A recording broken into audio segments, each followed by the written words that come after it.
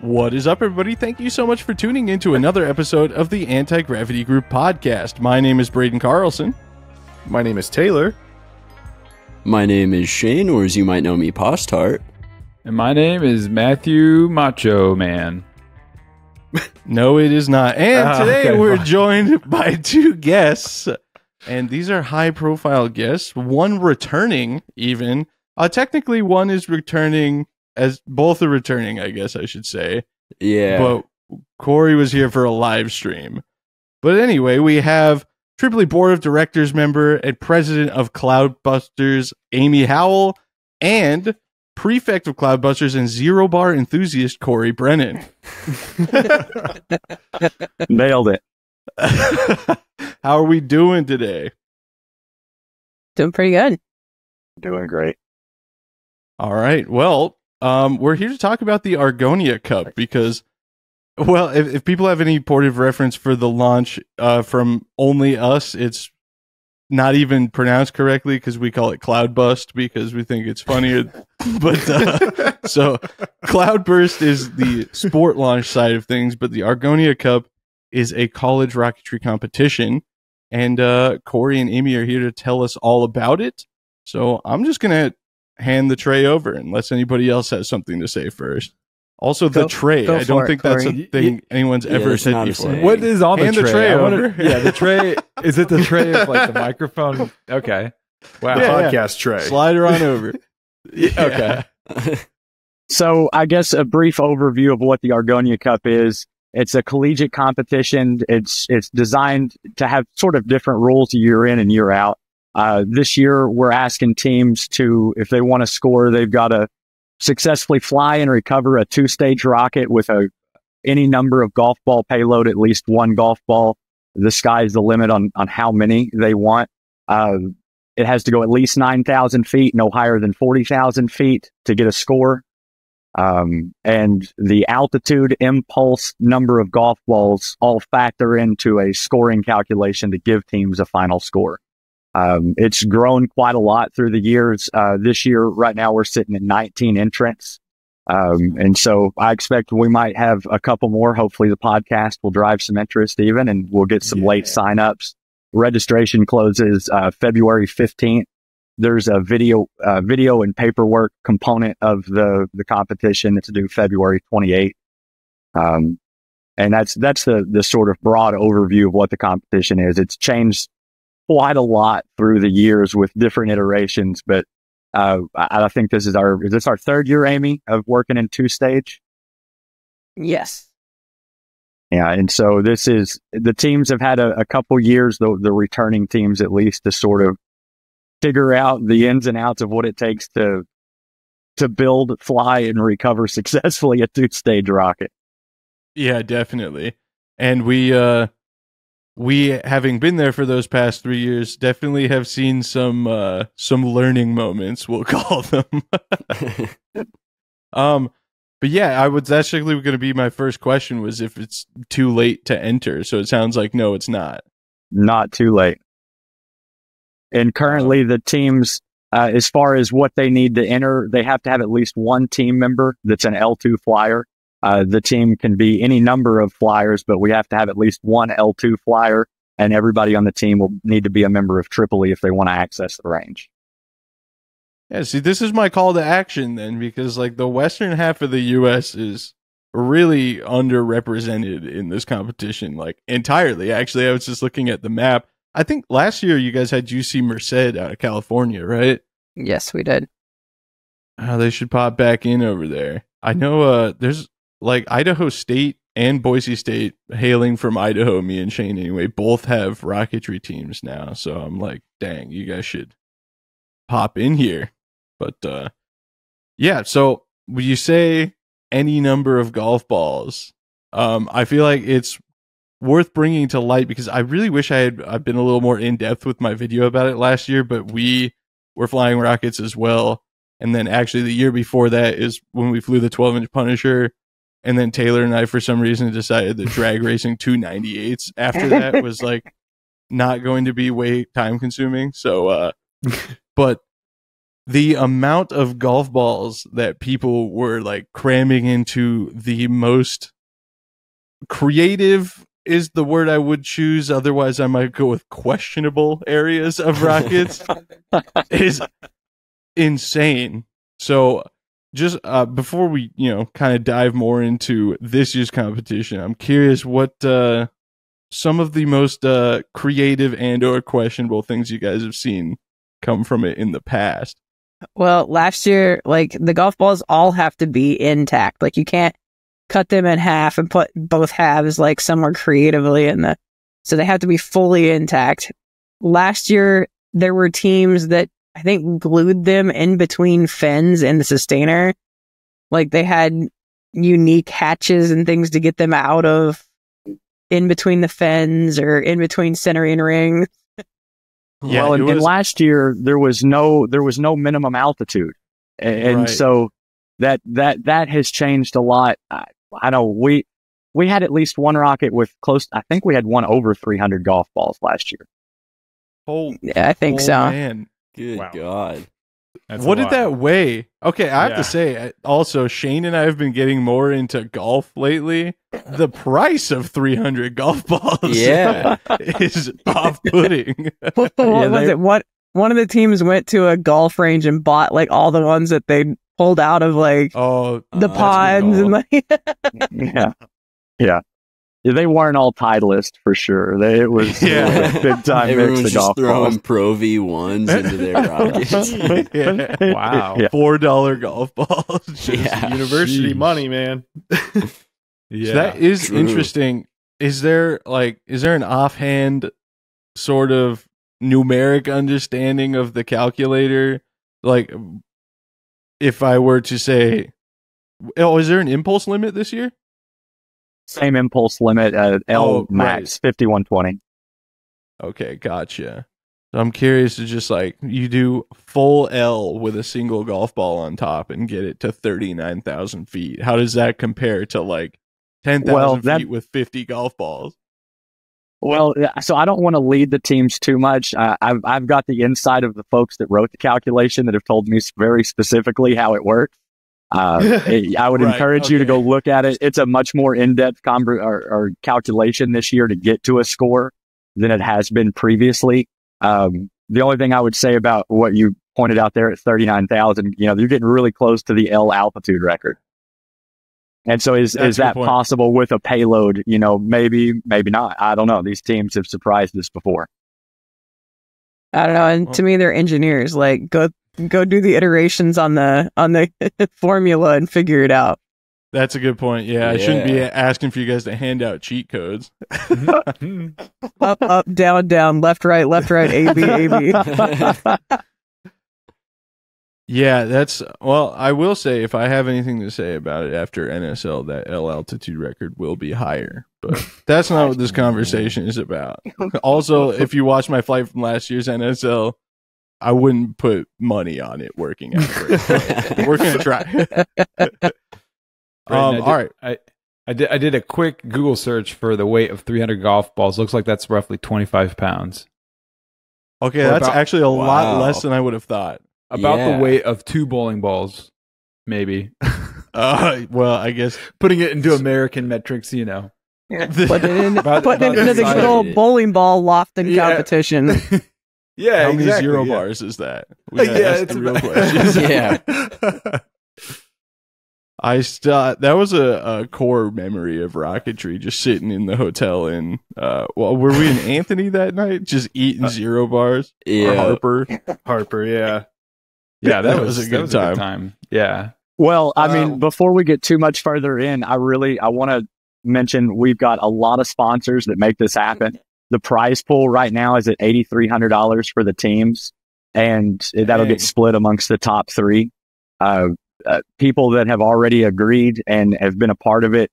Anybody that was at Airfest will know Sarah Jane's and Chris's Rocket Supply got together. They did a jambalaya jamboree, and they raised a lot of money and donated that all to us at the Argonia Cup to host this year. We've got Locke, and they've donated a lot of prizes. They've been involved now for, I believe, multiple years. Aerotech is a returning sponsor. Altus Metrum, another one that is returning. And again, all these guys throw into the prize pool, and they often donate several different prizes at different kind of price levels to go through the teams.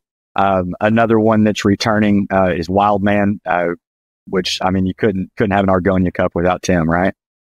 Right. And then we've got even some individuals. I probably butcher his last name, but Dave Devers and Glenn Kovarik have both generously donated their money just to help see this competition be well funded. That's awesome. Right. And Well, see, I'd like to throw it out there that we're still looking for sponsors if more companies or people want to sponsor the Argonia Cup. yeah, that's pretty rad. It sounds like maybe some college students listening should get this together. It'd be cutting it a little short. They're like under a month from the point that this podcast episode will go up, but get the engineering mentality out. Let's go.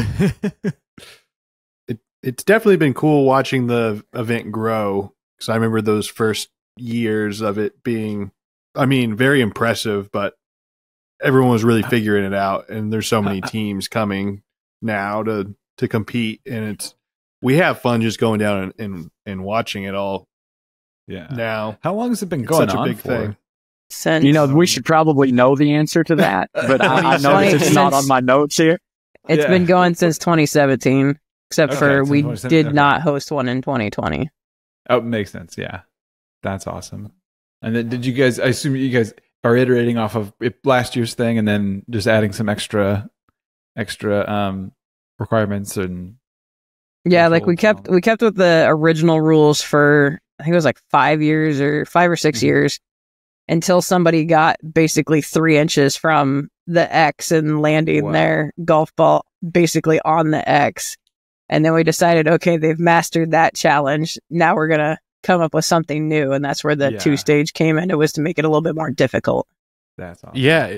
You want to expand on that a little bit? What the rules used to be, like kind of where this is all evolved from? Of course, there's Corey's like, no. The original rules were, I believe it was an 8,000 foot minimum that you had to get to. It was a single stage rocket, and you had to have a payload with a golf ball that had to come back to a designated point on the field, or as close to that designated point on the field as you could get. Like, we saw steerable parachutes, we saw first person drones. There was just the standard throw it up and wherever it lands, it lands. But Which I think the almost rocket won had to one come year. back in. Yeah, that one almost did win one year because nobody could get a score because all of the drones and stuff were failing. And so, Yeah, I was gonna say it's kind of like the hamster dance at balls, where like people will enter knowing that their rocket's only gonna go 8,000 feet, but they're like, I'm kind of banking on everyone else is not working, so like you got to be in it to win it, and sometimes you just need a little bit of in it, and you're good. But I could see that that's sort of the reformation of the rules over the years has led to dancing around that, because I remember last year there was a couple teams that had like quarter A's for their sustainers sitting on top of an L2200, so I assume that's kind of where the minimum altitude rule came from. Well, and 300 golf balls. Let's get real. That was a little sketchy. Yeah. Yeah. that's a lot of golf balls to come down in a field.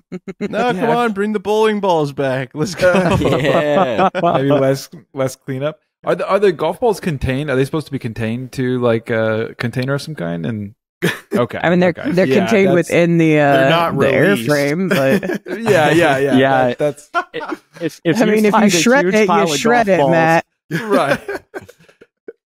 The That would be- idea I is have if to we say- get there and there's a pile of golf balls and a rocket next to it, that's a DQ. Now they're supposed to be with the sustainer. That makes sense. Just, So is the other, like the qualifications, is it kind of like a cert flight? Like the rocket has to be flyable again? Yes. It's last year Taylor and I were talking about this, but we were like, man, I kind of just want to try. Yeah. And both stages have to actually light. Like you can't bring it back successfully in the top stage not light. Mm. feel like that was like probably the biggest struggle of last year, if I recall, was getting the sustainers to light was a little bit of a pain. It's kind of cool to stick with the same rules year to year, though, to see like how the college kids like work through the problem over multiple years and come up with different solutions to it, basically. Being able to optimize a bit. Yeah. It's crazy with the spot landing thing, seeing everyone go from like really not getting like all the drones just crash to like it's an inch to inch fight between teams. Yeah. It was just like, people just figured it out that last year. That last year, the first rules, the second place team was like 10 inches from the middle of it, and the first place team was 3. If I remember right, someone was ready to throw hands almost. There was some disagreements about drone controlling or something. What were you going to say before you exited there, Cory? You know, just loving technology here. I was just going to say, on the sustainer ignition, you know, part of the challenge there is we have a very specific set of rules around minimum or maximum thresholds. There's a window of allowability. Minimum speed, I believe, is 200 feet per second, 20-degree angle maximum. And so if it's outside, they have to first provide electronics that can handle those types of lockout thresholds. But then we also, Taylor can talk about this, and we go and do the work of verifying that what they're doing meets our rules. There's a lot of I feel like some people, there's some confusion of electronic setup that's putting them at a disadvantage, not a disadvantage, but you know, they're kind of blowing it based on their electronics are kind of set up poorly. They can send us the inputs to review and they're right, but it still has to be like programmed correct. You know, the electronics need to be programmed correctly for it to all work right. So there's a lot of different steps where things can go wrong to get a successful 2-stage. And even people that have flown lots of 2 stages know that that's something that happens, or that can happen quite easily. 20 degrees is almost kind of generous from where I'm sitting, but that's just, you know, my 2 cents. I'd have to say though, like the Blue Raven, if you like don't kind of carefully read through what you're setting up, it's a little bit difficult to like grasp exactly what's happening, as Taylor can verify with when we were trying to figure out how to set up ours that we're flying in a couple weeks here at FAR, and it's going to work perfectly fine. That's right. No, not definitely. It's going to work. No problem. But yeah, it's while we're on the topic, I guess, of paying close attention to how you're setting your rocket up, I will say also college teams, if you're considering checking out the Argonia Cup and you want to play along, you should carefully read the rules before you start building a rocket, because I won't name who, but somebody told us that the first year that the 2-stage rockets became a requirement, somebody showed up with a single-stage rocket and just hadn't paid attention to what was going on. So, yeah, you know, read the rules carefully. Let's take our time here, but read them at all would be nice, but definitely carefully would be great. Yeah, I feel like that's pretty hard one to miss in that light, but yeah, specifically, I don't know. Sorry, I keep getting lost. I'm like contemplating how I would go about this if I was going to try it. You know, I've always thought like once we retire a set of rules, like kind of opening it up to other flyers to try the old set of rules just to see how they would do it. Like I've always thought that might be kind of entertaining. Yeah, that would be, especially with this one, like the landing it on the X stuff. I was like, all right, nah, like the Joe Barnards of the world can do their thrust vectoring and like active stabilization, and all these college kids can do drones and steered parachutes and everything. I'm just like, yeah, if you give me an object to fly on a rocket and the goal is to get it high up, that I'm willing to take on. My brain's not quite complex enough for the other stuff, but it would be really cool to like you said, once it's retired, just like copy paste the contest to Airfest, and we'll just like get some vendors on board to do that as well. Well, and I get this question actually quite a lot, and so I guess I should say it out loud. Argonia Cup isn't the only thing going on that weekend. We've got Cloudburst, whatever you like, and that's that's for every flyer. That NAR Tripoli flyers that want to come out and utilize the range and the waiver are certainly welcome. Yeah, and it is, even if you're nearby and you just want to go watch, the Argonia Cup is a fantastic rocket launch. Just go spectate. And like Cory said, Sarah Jane's big sponsor. Highly recommend the breakfast burritos, and if you can handle it, the rocket fuel salsa, iconic. And I still have a little bit in my fridge, actually, because I brought an unopened jar home this time so I could have it all year. Because usually Taylor and I just run through it and regret it instantly in the hotel. I need to confirm, but I believe this year we will have 2 food vendors, the same 2 that we had at Airfest. I need to confirm with Ken and Barbies to make sure that they are coming back for Argonia Cup. Awesome. Yeah, that was Airfest. Awesome. The macaroni and cheese is good. I was going to say, everybody loved the pulled pork mac and cheese. I think they told me the first day they came out there, they were like, we had no idea what to expect. And they ran out of food the first day they were there. They had to make like a Sam's Club run or something for more food that night. Yeah, because I went over there. I was like, I'll take this. She's like, we're out. I'll have this. Like, no, we don't have that. I'm like, okay. What do you got? I guess it's the place to start here. We're straying into the live stream territory. We can't ask for 2. List. We can't ask for 2 better food vendors at a rocket launch, Sarah Jane's and Ken and Barbie's. Like, they are both top tier, phenomenal food vendors. The Dorito walking tacos, man, a life-changing experience, to be honest. But yeah, Cloudburst has really come into its own over the past couple years. It's getting like almost Airfest levels of big over the past couple years. We were shocked. We were like, oh, we'll be sneaky and fly the 12-inch Punisher here, and it'll be like laid back. And then that was kind of the first year, at least according to Taylor, that it there was a big showing. And I was like, Taylor, this is like as big as Airfest. He's like, it's not usually like this. Yeah. But it was awesome. You guys hadn't been there before. Yeah. It is. Yeah. It is come quite a ways. I feel like with the Argonia Cup and just bringing more eyes to that weekend, and a lot of people coming out to watch and maybe fly a few rockets. I think it's a spectacle.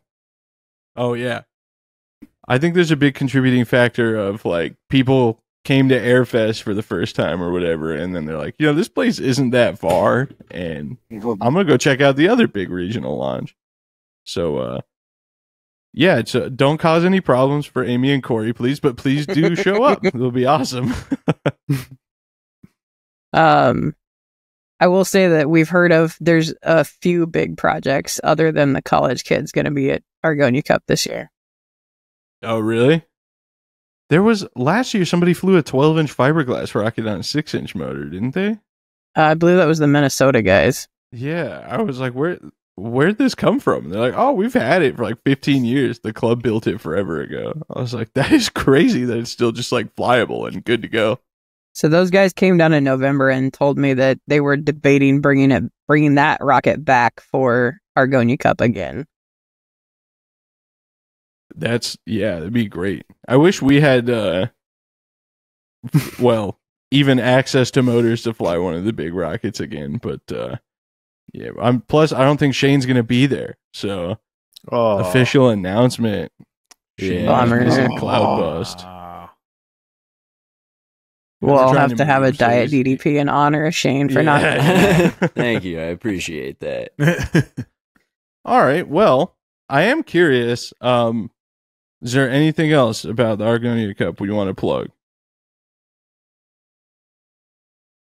There is a news on the Argonia Cup website that we've, occasionally we've got some news. Range hours are going to be 9 to 5 on Saturday, 9 to 4:45 on Sunday. If the rocket is not at the table ready to be scored 4:45, then you're done. If you can't recover it by 4:45 Sunday, it's a DQ. And I will say that for non-students, it will and non-Cloudbuster members, I believe it's $10 to fly that weekend. It's only $10? Wow. All right. Well, if you're not a college student, come to Cloudburst. That's a good deal. It's still 3 days, isn't it? Or is it 2? 2. Oh, okay. Well, this shows how much I'm paying attention, huh? Okay. Well, I am curious, Amy. There's a ton of fiberglass tubes behind you. So, what do we got going on? Let's dive into the Cory and Amy side of things. Those are 2 that I bought from a flyer in Nebraska that was getting out of like bigger rockets, and one of them's Ultimate Dark Star, and the other one's Drago, I believe. Oh, was that dude at LDRS? Mm-mm. No, okay. No. There's somebody selling Ultimate Dark Star at LDRS for like a really good deal. And Ben and Josh almost wound up with that too. When I was like walking around collecting stuff, I'm like, here you go, bring this Argonia for me. Thank you. I don't know. I've been tempted to sell these 2 because I don't know if I'll ever fly them. See, that's the problem with that sentence, is that I'm tempted to buy them despite the fact that I will probably also never fly them. I mean, they're all fully put together, ready to go. The only thing they need is eBays. All right. Well, in that case, if you want one of those rockets, maybe find Amy and hit her up. Definitely. I've got enough other big projects with Ben and Josh and Mike from Lock Precision that, yeah, I don't really need those anymore. Yeah, you guys always have your plate full with cool new stuff. We need to build another big rocket, I think, is what I'm hearing. I say we're currently working on a large pterodactyl. Ooh. Oh, yeah. I think I heard about this. How large? Are you willing to leak the details? It's like the same diameter, 7.5-inch diameter. It's a full carbon tube. And Dang. it's going to stand, I think, 11 feet tall or something like that. Taylor, maybe you should unretire the tiny pterodactyl for the occasion. We'll see. All It's a right. Well, relic. while we have you, yeah, it's truly a historic piece of the Jesse rocketry team's heritage. While we have you, Cory, I was considering maybe we could dive into a little bit of the podcast interview questions we do when we usually have a guest, if you're willing to field those. Oh, I guess not. Oh. He says He's like, The no, timing is incredible. Yeah. That's awesome. the audacity to even ask. how dare you, Braden? All right, we'll wait it out. That's I really need hilarious. to keep these questions like locked in and ready to go. I know most of them, but most of them are just the titles of our first like 15 podcast episodes because we very quickly ran out of ideas. So we're like, what are you doing? How's Rockets? I'd say my other winter project is an upscale IO. Oh, really? Yeah, it's a 5.5-inch IO. The timing is impeccable, Cory. Like, yeah, if you're willing to, and you just bounce. No, see you later. That wasn't my way of saying no, I promise.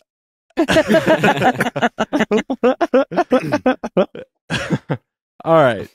So the first question that we ask everybody that's on the podcast is, how did you get started in rocketry? You can go as far back as low power if you want, or you can dive straight into the high power stuff. So, like so many, I did. I flew rockets as a kid. Most of my early flying involved stuffing 3 C motors into a paper towel roll, maybe gluing a grasshopper in there and just sending it. I didn't really think about parachutes or anything like that as a kid. But then sort of rediscovered rocketry when I found out I was going to have my first kid. I needed something to kind of keep me at home, keep me occupied through the first pregnancy, and that spiraled rapidly out of. I learned that there was such thing as a full G motor. You could just order. They would just send you a full G motor. And I guess that's now about 12 years ago, is when that started. And for me, research rocket motors is one of my favorite parts of this hobby. I love that we get at the point you're an L2, you can start to tinker around with propellants. There's a ton of people out there that have been super helpful through the years of making that possible. But for me, that's a big kick. Seeing the motor that you built burn, not explode, do what it was supposed to. That's great. Yeah, we've been really feeling the research itch lately, and a mutual friend of all of ours that lives near us has offered to make some motors with us. So now Shane and I are just waiting for it to stop being cold, because we've sort of got access to a place that has the room, but it's up near us, and I know everybody's going to lambaste me here, okay? This is cold for Southern California. It's in like the 40s, okay? Leave me alone. I know it's negative 35 in Minneapolis. I get it. Yeah, but 40 cooler is not bad for propellant mixing. That just means you're slowing your cure time down. A little thicker if you're That's a doing good portable, point. but slow cure times aren't the world. Man, you really did Cory in. I guess so. Yeah, he's pissed at you. Yeah. I need a big red for sure. How dare you ask to fly your big rocket at Kloudbusters? Let's see If someone wants to donate 7 motors, Oh, y'all can't hear fly the me? Punisher Yeah. before Cloud. Yeah. Or it can be like, I know getting the motors and everything could be difficult, like if you're not level 3 or whatever. So like if somebody wants to just toss us $5,000, that's also a fine way to go about it. You know, I should really dig through my stash and like see what I got, and maybe we can collaborate on some motors. That would be crazy. All right. We're back. Sorry, Braden. Have fun editing this one. All right. Where were we? Making research motors. Talking about how your cold weather's better for it, Braden. Oh, right. Yeah. Well, that is it's getting down to like the 20s overnight though. So That's a problem. yeah, we don't really, we'll just wait it out a little bit. The problem is where we are up here, there's like a narrow window where it goes from being 20 at night to like 90. So, and then it's 118 during the day. And the place that we would be doing it is uninsulated and would be quite treacherous. Okay. Tell us about your certifications. What rockets and what motors did you use to get through the whole process? First rocket, PML Explorer, twice actually. I KO'd my first H250. I didn't put an O-ring in the top end of the motor. I thought they just sent an extra with every motor. Second try, exactly the same PML Explorer with the piston. Just the standard way they sent to build it with an H123. Level 2 Formula 98 from Rocketry Warehouse. I thought I lost y'all again.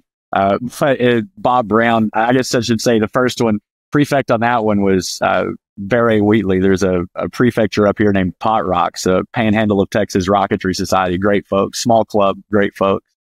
Then I found Airfest there shortly thereafter, met everybody and got my L2 with Bob on the Formula 98. That was, it was the J Smoky motor, the 3-grain Cicerone. Oh, I don't remember the name. No, yeah, stepped it up big 54. time to a 54. Yeah, taped a camera onto the side of it with electrical tape. It was awesome. Yes, the classic. Was it one of the $10 eBay keychain cameras? The one and Oh, my only. dad Yeah. Do you used to still have a have the stack of those. footage? Yeah. Oh, yeah, for sure. Yeah. Yeah, I've kept all that old footage from that very camera. Yes, sir.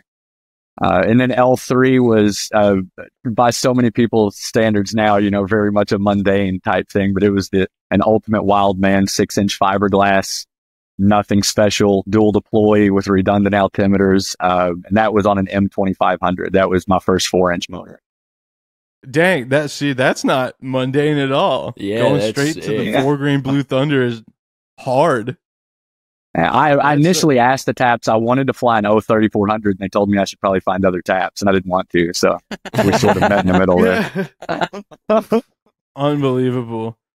Yeah, I think level 3 is like, yeah, they can kind of shut you down on making a crazy decision, but like level 1 to level 2, people just get kind of reckless, and I mean, it works out a lot of the time, but I've talked about it on the podcast before. My dad's level 2 was a 3-grain 75 Cosden L motor, and the only thing he had flown before that was 29 millimeter H motors. So Nice. that was me as a teenager going, this is what you should use because he had the rocket. And then I wrote an article for Tim Van Milligan for Apogee when I was like 14. So I used the money to buy my dad the L. So he didn't really have much of a choice. It was really a big peer pressure situation. But sounds like good peers. Yeah, exactly. I can see Henry being that when Henry gets older. Dad, look what I bought. You should fly this. Yeah. The best way to peer pressure somebody into doing something like that is to hand them the motor. It makes it real hard to say no. Yes. Like, yeah, now I gotta do that. Yeah. That's why we're giving Matt an 03400 incident. Oh, yeah. No. No, Taylor, give him the M3100. That'll be good. No. Yeah. I can't. Okay, let's see. I'll borrow his case to fly it, though. Oh. Yeah, that's only fair. That's only fair. Can we talk about how there's red absolutely... Punisher wrap? There is zero, like, advertising from Hershey for the Zero Bar. And that in is my true. mind, it's the worst selling. But maybe there's, like, that's its place. You know what I mean? Maybe it speaks for itself. Yeah. Perhaps so. I think Cory could agree with that, right? The Zero Bar doesn't need advertising. It just... No, but it should get more of it. It does not get the credit it deserves for a premium candy bar. It's the next level of Snickers. If you like Snickers, you should love a Zero Bar. That's my stand. That's the next That's step. bold. I will say when I brought you the Big Red as a peace offering, what I wanted to bring was a Zero Bar. I'm glad I didn't because you had brought them for us, but I couldn't find them anywhere. And it's like the west half of the U.S. doesn't look down. Exist. I've never seen one that was on the very bottom shelf. And they're almost like the Fifth always Avenue bar. Yeah. Almost always in a totally full box. If you're looking around empty boxes, you're looking wrong. It should be a full box. That's how you know it's the right one. Well, that's great for fans of it, though. It works out fine. You're never gonna, if you find it, you're never gonna run out. Like you can keep going back to the same place, get them over and over. While we're talking about candy, we're big haters of the current Butterfinger arrangement. Who was it? Lint Bottom, Taylor? No, Ferrero. Oh yeah. Well, they made the center like one big brick, and it's intolerable. So They tried Taylor to was like, use higher quality ingredients, but it kind of ruined what made the Butterfinger good, in my opinion. so one day at like 11:30, I got a message from Taylor, and he's like, "You have to try a Fifth Avenue bar. It's a Butterfinger, but it's like the old ones. They're still good." So we, while we were on our way to Midwest Power, we stopped at the Iowa 80, world's largest truck stop, and I found them in there. So bought everybody one for our Punisher flight celebration. Or actually, I will disclose that it was either going to be celebratory or like emotional therapy if something. Yeah. Either way, we were having candy. Well, now that we have you back, what would you say are your greatest failures in rocketry? Oh, the greatest failures in rocketry. Not putting the O-ring in that first motor, that was a big one. Yeah, that was that. And I'm kind of scared to say this out loud. That's so far been my only Kato in rocketry, other than a couple D motors. But I don't really count those. You just set yourself up. Yeah. I was about to say, if it makes you feel better on your level 1 failure, I had flown an L motor that I made before I turned 18, and it still took me 3 tries to get my level 1 cert. So, if that helps, I don't think failure of a certification should be seen as any sort of major negative. That's what the certification process is for. Is you try under supervision and you learn. And so now and I guess technically coming in ballistic with minimum diameter rockets is technically a larger failure. So, but that was the most in our face, the loops at 50 feet off the pad in everybody's face. Also the day I met Pat Gerdzelic. And so that one really stuck out for me. Pat is such an icon. He pressed the button on my level 3 and that made me so happy. Said it was fixing to boogie right before it flew. And I was like, yes, this is the most Pat-ism I could have had. This is the greatest day of my life. When would that have been? Would that be the did he make the Drake motor? No, that was The Drake was the Arizona guys, wasn't it? Yeah, they made the motor. oh. Pat Clifton made made the safety rocket motor. That's right. Yeah. Okay. That was a good one too. An Yeah. epic YouTube video if you guys find it. Oh yeah. I think actually we've watched that on one of the post podcast live streams. Okay, well, Cory, while we still have you, what are some of the most iconic flights that you can remember throughout your rocketry career? They can be yours, they can be other people's projects. But I will say I'm going to forcefully nominate doing a level 3 with an M2500 because that's just sick. Yeah, well, that for me, my most memorable, it was my flight, was the first research 4-inch motor. I made a 5-grain full M motor that was my own propellant in my level 3 rocket. It worked. Everything was great. And that is the one that's my most memorable for me, in high power. A lot of what has for me been great. Having a son out there flying rockets has been awesome. And so that I've spent a lot of time enjoying that, but you can't, Fred Taverni's 5-stage, being a part of helping him rack that rocket and see him go through his process and then light them all. That was incredible. That one sticks out big time. And then Jay Holcomb, the O25,000. Oh, dude. I rambled about that motor on the podcast after we saw it. That was so crazy. And I was out helping my boss put his level 3 rocket on the pad. So we were just that little bit closer to it, but we didn't have all the talking and everybody else in the background.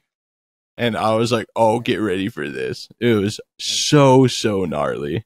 Yeah, that's way up there on the bucket list. The first time I met Fred Taverni was, he had known of me from my YouTube channel because I got a video of one of his rockets the year before. And he emailed me and he got the clip from me. But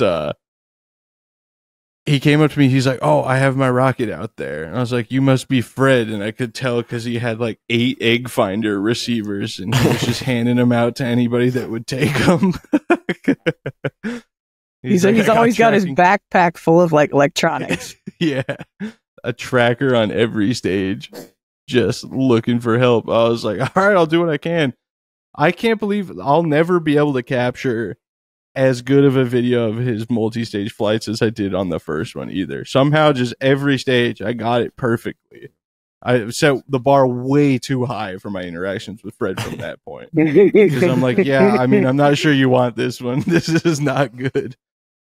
All right. He also has a sick rocket transport contraption in the back of his minivan. Oh, yeah. And the 3-stage was gnarly this year, too, to what, like 45,000 feet or something like that?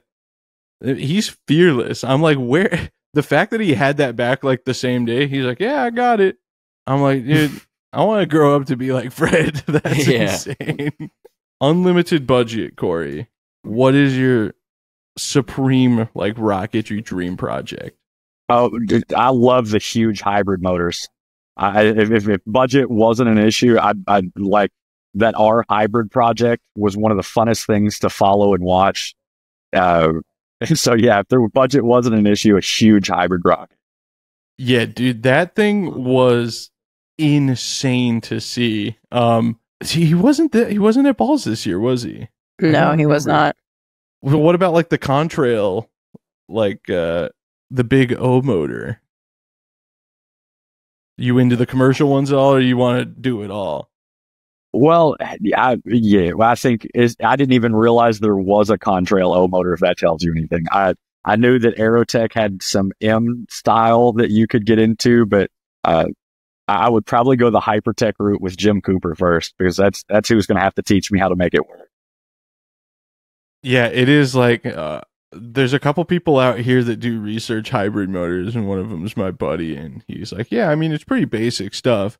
He's like, the injector, and I'm like, stop. Okay, that's you're already over my head.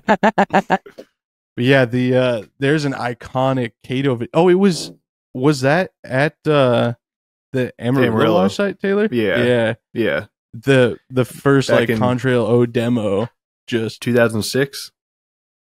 yeah, go ahead, Gump. He was there. Go tell the It's story like a- about how cool it was to see it. 6300, I think. And I looked recently on the website because I was just like, that'd be so funny to fly one. And yeah, it's still on there. So I guess you could get one. It's a 6-inch O, and the one that flew at Amarillo had a like a flame back into the tank, and it was the gnarliest explosion that I've ever seen in person, probably. Even the video, you could tell you're like, whoa, that was insane. And just turned it into complete nothing. Like, I don't know if there were pieces to pick up of at least the fin, like where the area where the motor was. It was so crazy. And then actually, Top Gear used a bunch of them because they're filming in the UK, so they couldn't get like big solid motors. So when they did the Reliant Robin space shuttle, they used like 5 Contrail O motors, and then they did the Mini Cooper ski jump as well. And I think that was 2 of them. Shane and I It were. was 3. Was it 3? Were they the Yeah. O's? Do we know that, or were No, they were 54s. they? Oh. Yeah, we were like, that's got to be Contrail stuff again, right? And there's plastic hoses running out the nozzle. We're like, yep, there it is. Those are hybrids for sure. Sorry, we just got a new launch system that also has some cool buttons that say like fill and purge. And I need an excuse to use those buttons on the new launch system. All right, there you go. We haven't seen a Jim and Jay hybrid in a while. We need to talk them into doing one again.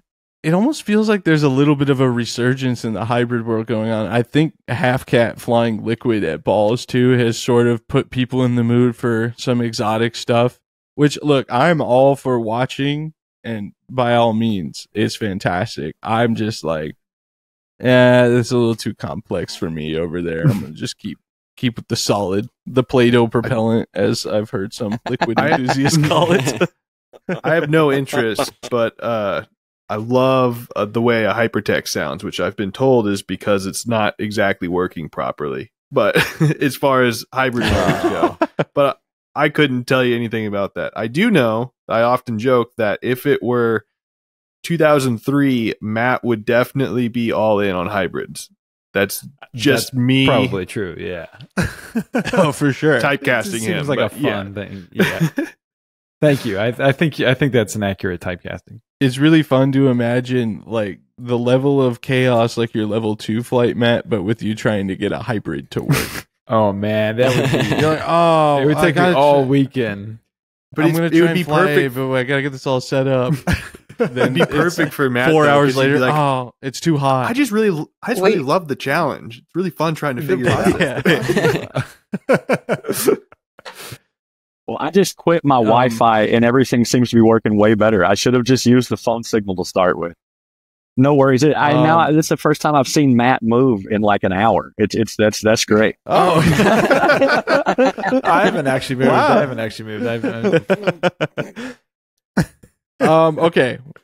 Next question for you. Do you have any like sort of crazy recovery stories? We did an episode where we talked about our most treacherous or ridiculous rocketry recoveries. Or I'm a longtime GPS user. I either don't find it at all or I walk right up to it. There is sort of no in between. And so far, I've mostly just been able to walk right up to them. this is a nice, easy one.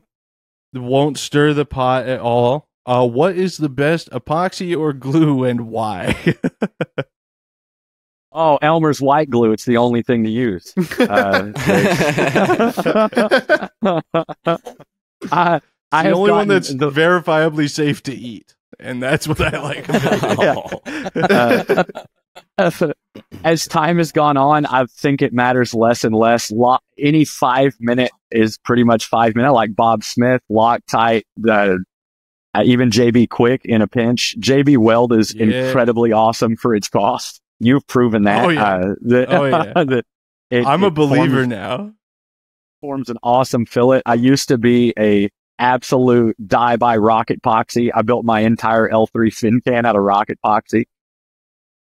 And Proline. Proline's still the prettiest fillets I've ever made. Dude, Proline does just have a way of settling out so nicely. The fillets on the 4-inch rocket that I did, I had to sand them and level them out a little bit. Otherwise, they were like just so shiny and perfectly rounded. But I had a couple low spots that I wanted to fill because I am neurotic when it comes to fins. But yeah, it is really, really nice to work with. And it's really funny actually because people talk about, they're like, it's black everywhere and like don't get it on anything. And my boss Eric, who's always in the chat and everything, he's like, I've never had any problems with it, just do better. And then when I used it the last time, I was like, you're right actually. And I managed to not make a mess, and I was like, wow, it really is a state of mind. But yeah, I have to say, I used rocket epoxy when I built my Lock 7.5-inch iris. Is it always like dummy thick, or was I just like graced with a bad batch or something? Because it's super thick. I injected with it, and I had to make custom syringes, like cut ends of syringes off, load it into the back of the syringe, and then inject it because it's so thick. Yeah, that viscosity is high on that one. Okay, I'm glad I didn't just, because I started like heating it up so that it would run a little more. And this was advice given to me by our friend Crazy Jim Hendrickson. And he's like, yeah, heat her up, mix it up, spread it out on a plate, and let it degas for like 10 minutes. And then it'll be like the perfect consistency for your fillets. I did that, came back, and it was completely cured. I was like, I don't like this rocky epoxy stuff.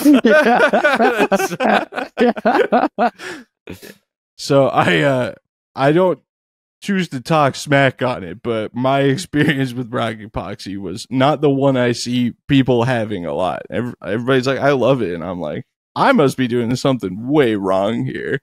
Yeah, that's a fairly concise answer. We started out the glue episode. We were like, well, we were all having a good time, and it was a lot of fun, so we figured we better rip this house down and start a huge fight. Go back to the olden times of the rocketry forum glue debates. It's a never-ending issue. So I have some newer ones that we can roll you back into here, Amy, so you don't have to feel excluded. It's all good. All right, he's back. Go, go, go.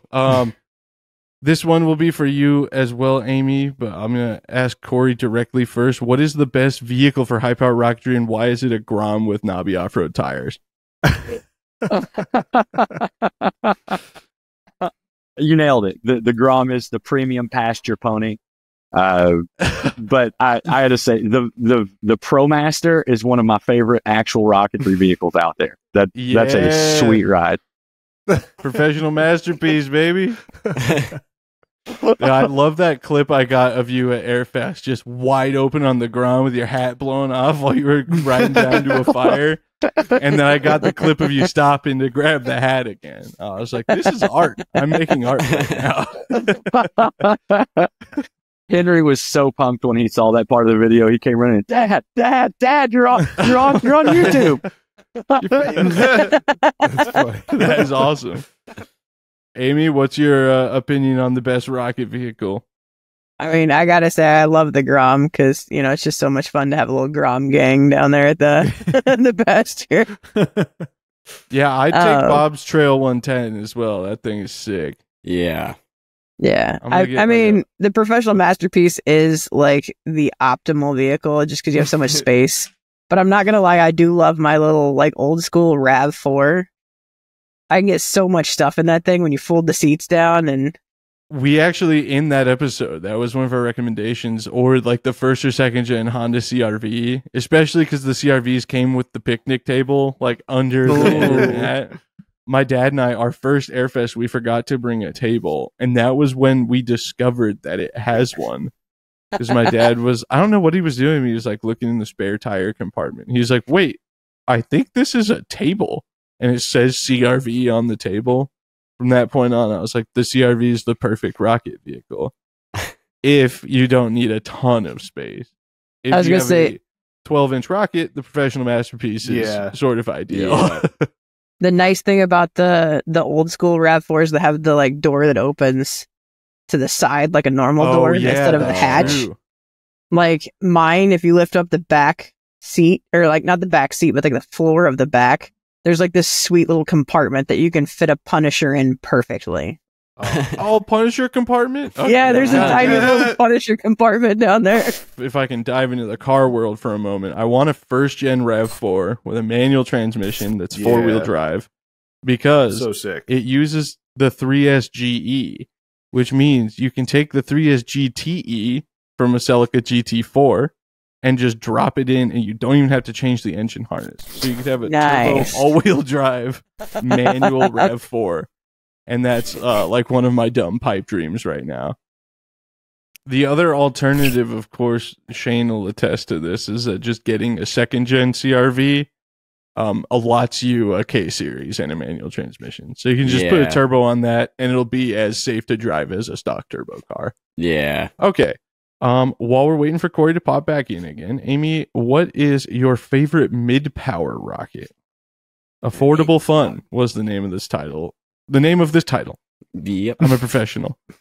I'd have to say, even though I have an affinity for putting larger motor mounts in rockets that technically should be there, I really dig the little T-Lock. Like, it's a great mid-power, like, throw a G or a small H in there. It's a perfect little mid-power rocket. Yeah, Taylor needs to get one now because I have one, Shane has one, Taylor's girlfriend Sam has one, and Matt needs to get one so we can all do 4-inch T-Lock stuff. Cory, favorite mid-power rocket? Oh, got it. The Estes Leviathan. Oh, dang, that's a deep cut. I had one of those and I got rid of it, and I'm pretty sad, honestly, because now it's gone. Even though if you look at it closely, it's really just a really long Big Daddy. But we don't need to get into that. I didn't know that for the first 3 I crashed. Yeah, there's actually, I think Bad Boy Rocketry is the company name on eBay. I think he sells a conversion kit. You just get an extra tube and a bigger motor mount, and you can turn a regular Big Daddy kit into a Leviathan. I think this is a pretty good one to end on. I think we're all going to kind of agree because of Jay Holcomb, but we can throw out a couple others. What is an out-of-production rocket motor that you would like to see make a comeback? Anything in VMAX. That K2045 is awesome. That's what I was going to say was the K2045, because it's just, I mean, the N10000 is great, don't get me wrong, but the K2045 is so versatile. And affordable. Yeah. And it makes the noise, which I feel like now it's a rite of passage that I have to make the noise every time we bring it up. Just as a reminder, it's like a K2050 sounds just like a really fast Blue Thunder motor, but a K2045 goes blah! And it's way more exciting. I mean, the fact that we saw 2 of them at Airfest this last year was incredible. Yeah, my problem now is I want a bunch more of them, and that's just not going to happen. But I do have an I-800 that I think I'm going to fly. I don't know, Taylor, I was kind of considering flying it when you're here. I mean, when our 2-stage works perfect and we just get it back in an hour. Right, of course. Then I can fly my mini-mag on the I-800. Well, there's a chance that you might see an N10000 at this year's Airfest. Oh, he's all over the place. He's outside this time. We'll cut out the middleman. No more interference with the walls. Okay. Any other motors you want to see come back? I don't know if I pointed this one out, but AMW N4000 Blue Baboon for me. Yeah. I don't remember if I said it in that episode, but if I didn't, I definitely should have. I'm sure it was brought up. For the most part, any original AMW low. I still got a pile of them if you find any more VMAX motors you want to trade out there, Amy. Ooh, that's tempting. I do. I have a bunch of the i315 skid marks. So you got any Blue Baboons, Braden? Not ones that I want to get rid of. I got 2 of the 54 2550Ls. Well, then I guess that other K2045 you're not going to get. Well, I have a 3-grain 75L as well, but I don't know if I'm ready to sacrifice that. The problem is now the K2045 has been checked off the bucket list, so I'm like, well, I have to parse out what I'm willing to trade up here. But we can just cross our fingers and say maybe someday the K2045 will be back. Cory, do you have any other suggestions for motors you'd like to see return? We have a pretty great selection of motors as it stands right now. There's a lot of cool motors out there. I would like to get my hands on a Preston Noble Sparky, if that counts. Yeah, me too. I think I can help you with that, Cory. He's for some reason when we flew the N2800 skid mark at Airfest this past year, I was telling Preston that I, for some reason, have 2 extra 98mm skid mark grains. And I was like, so I'm going to make a weird L that never existed. He's like, or I could just make you 4 more. You can fly another N. I was like, oh, I kind of like the sound of that plan, actually. Especially because I'm building an 8-inch Punisher. That'd be a perfect big, dumb, heavy rocket for that motor. But, all right, let me parse through the list here and see if there's anything else we need to ask. That way Cory doesn't have to stay outside for too long. What's the weather like over there right now? Yeah, looks like how you're wearing cold a is it? t-shirt. Yeah. It's, I don't know, 34, 35 degrees, something nice and crisp. Oh, dang. All right. Well, we'll get the show on the road here. Just happy it's finally working. I'm ashamed of my iPhone. I don't know what to say. It's crazy because you last time you popped in, it was just fine. Yeah. Well, that was at my house with a bunch of screaming kids around, and I thought I'd do you all a favor and go to a house with no kids. It turns out the Wi-Fi here isn't as good as it's at home. Well, let's just get a quick one real quick from you guys, if you can. Amy, we'll give you the reins here to buy us a little time. Nominate your favorite motor, 29, 38, 54, 75, and 98.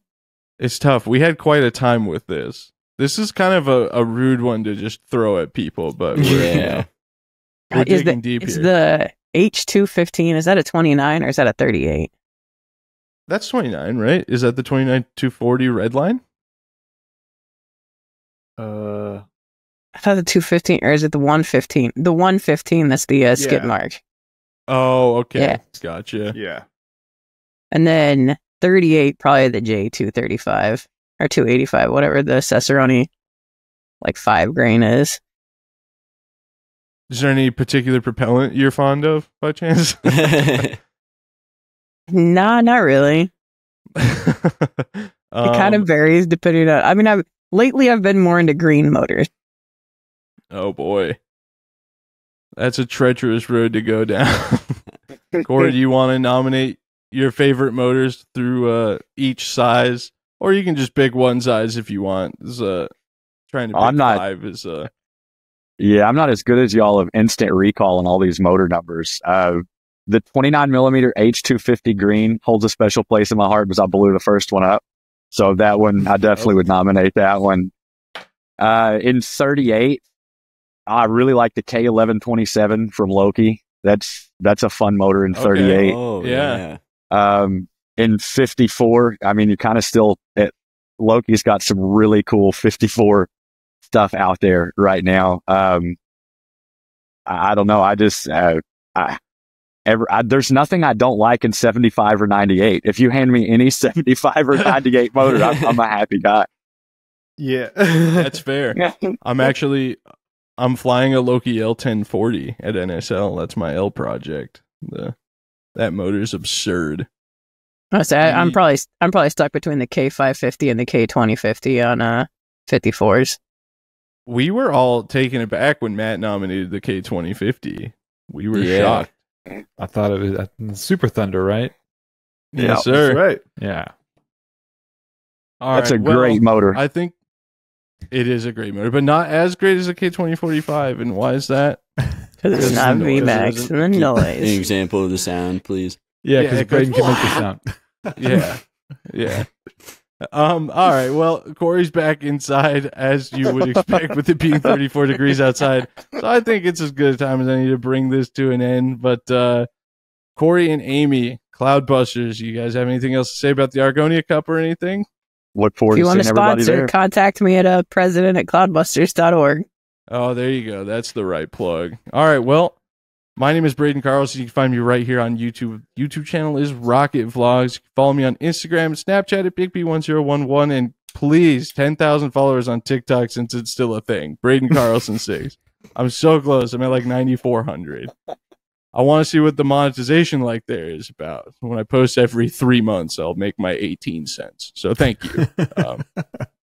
My name is Taylor, and you can find me on YouTube at The Rocket Channel.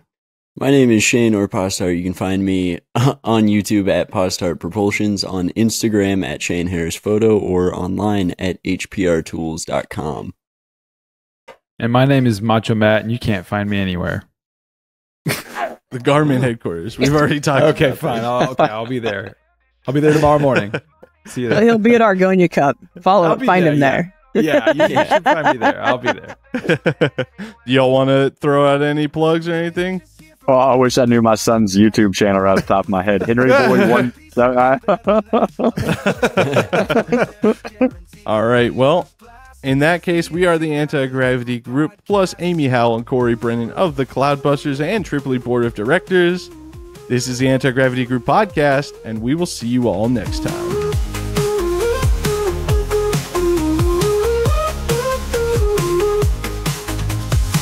Just hear from Nigel the Rocket Cat. Load up the professional masterpiece, you can bet on that. A launch and a chat with them is guaranteed to be a blast. It's the Anti-Gravity Group podcast.